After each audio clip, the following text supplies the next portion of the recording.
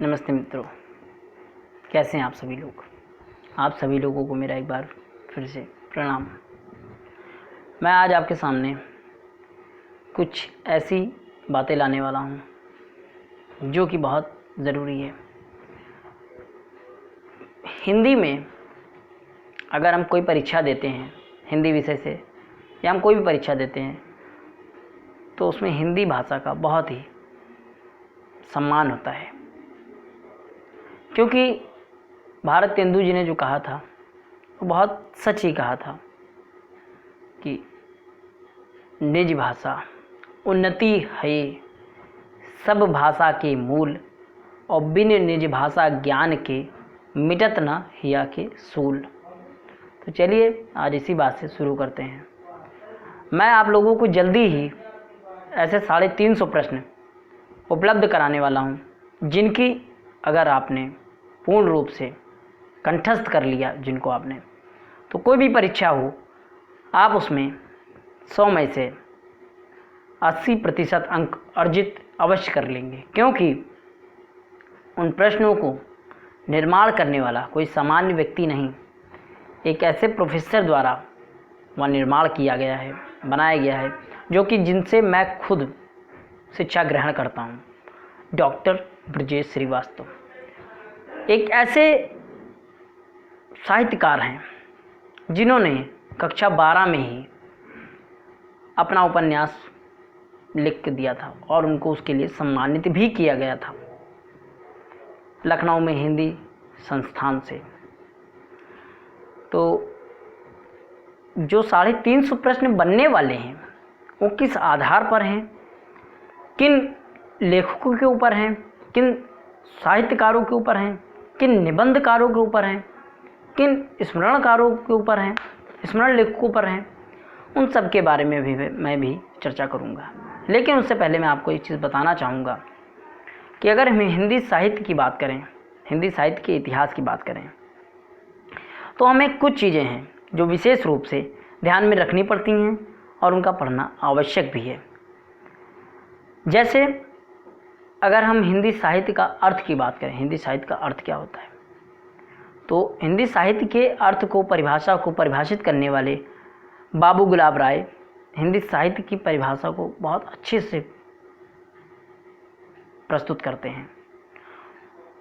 वो लिखते हैं, साहित्य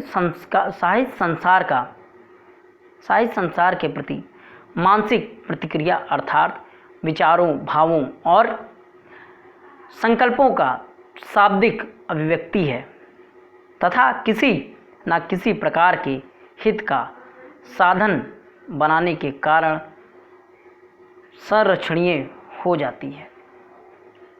गुलाब राय जी जो कहते हैं, सिर्फ हिंदी साहित्य में गुलाब राय जी ही नहीं, अपितु हिंदी साहित्य का इतिहास जो लिखा गया है हमारा, वो सिर्फ भारत के ही साहित्यकारों ने नहीं, इतिहासकारों ने ही नहीं, बल्कि विदेश के भी इतिहासकारों ने अपनी अहम भूमिका निभाई है, जिसमें कि गार्शा दत्ताशी, जॉर्ज ग्रियर्सन, मिश्र बंधु विनोद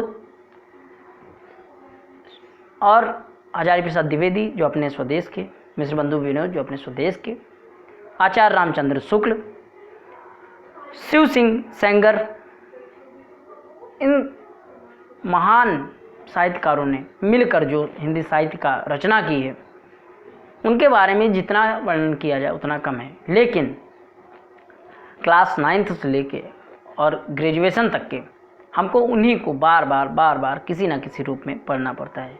जैसे अगर हम क्लास 9th की बात करें तो उसमें हमको जयशंकर प्रसाद पढ़ना पड़ता है, प्रेमचंद्र जी को पढ़ना पड़ता है, महादेवी वर्मा जी को पढ़ना पड़ता है।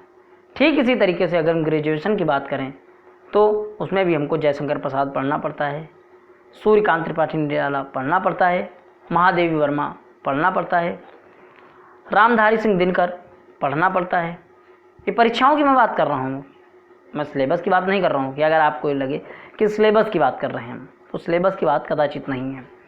मैं आपको परीक्षाओं की बात कर रहा हूँ कि अगर आपकी कहीं जो आप विभिन्न परीक्षाएं देते हैं उनमें ये विभिन्न साहित्यकार, निबंधकार, संस्मरण लेखक, इन सब के बारे में आता है, जिनको हमें जानना बहुत ही आवश्यक है। तो अगर हम ग्रेजुएशन में आपके विषय की बात करें, आपके कक्षा के विषय की बात करें, तो उसमें जैसे हमारे आते हैं प्रेमचंद्र जी आते हैं, जयशंकर प्रसाद आते हैं, आपके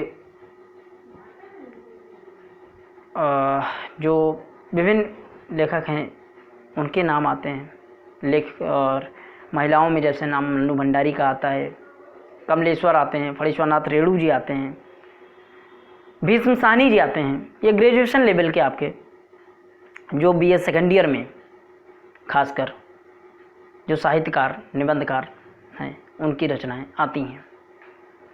लेकिन मैं आपको इन बाकी चीज़ों से रूबरू नहीं करवा रहा हूँ, बल्कि मैं आज ये बताने के लिए आपके सामने आया हूँ कि आप लोगों को क्लास 9th से और ग्रेजुएशन तक के जो बार बार दिक्कतों का सामना करना पड़ता है, जो विभिन्न समस्याओं का सामना करना पड़ता है, उन समस्याओं का सामना नहीं करना पड़ेगा। और जो बहुविकल्पीय प्रश्न आपके बनते हैं उनको हल करने में समस्याओं का सामना भी नहीं करना पड़ेगा। किस तरीके के बहुविकल्पीय प्रश्नों की बात हो रही है? जैसे अगर हम बात करते हैं मिश्र बंधु विनोद, मिश्र बंधु विनोद को मिश्र बंधु क्यों कहा गया है, या हिंदी साहित्य के काल विभाजन की दृष्टि से सबसे अधिक किसका काल विभाजन महत्वपूर्ण माना गया है। अगर हम इसकी बात करें तो आचार्य रामचंद्र शुक्ल जी को। मिश्र बंधु विनोद की बात करते हैं तो मिश्र बंधु विनोद इसलिए कहा गया था क्योंकि उसमें तीनों ही मिस्र से ताल्लुकात रखते थे। गणेश बिहारी हों, सुखदेव बिहारी हों, श्याम बिहारी हों, ये तीनों ही मिस्र से थे, इसीलिए इन लोगों को मिश्र विनोद कहा गया था। ये एक चीज़ बहुत, तो इन विभिन्न जो साहित्यकार थे, निबंधकार थे, इन सभी के ऊपर प्रश्न बनाए गए हैं। उनका काल विभाजन जो हुआ था कि किस किस का काल विभाजन किस सन में हुआ था, किसका महत्वपूर्ण है, किसका कम महत्वपूर्ण है, इन विभिन्न प्रश्नों को भी उसमें संकलित किया गया है। तो चलिए आज के लिए बस इतना ही। आप सभी लोगों को मेरा एक बार फिर से प्रणाम।